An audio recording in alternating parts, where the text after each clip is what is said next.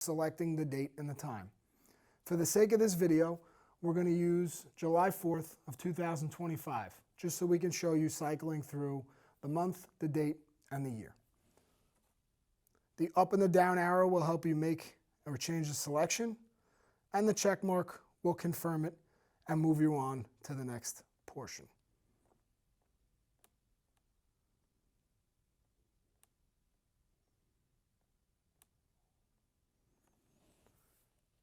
From there, you can select between a 12-hour or a 24-hour time cycle. The selection highlighted in blue is the current selection that will be picked should the check mark be pressed. For the sake of this video, I'll show you the cycling pattern of what it looks like, and then go back to the traditional 12-hour time cycle and hit the check mark. From there, you're brought to date and time. We'll use noon for the sake of the video to again cycle through all of the different options.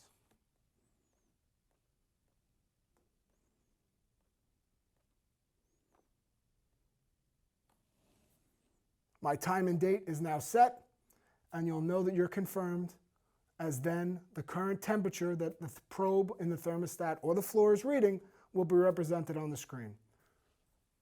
As part of a traditional manual mode, you can then manipulate the temperature through the thermostat itself. That is done by simply cycling up and down through the arrows on the touch panel. For the sake of the video, we will set it at 75. That shows my selection of 75 and confirms it with a green check on the screen.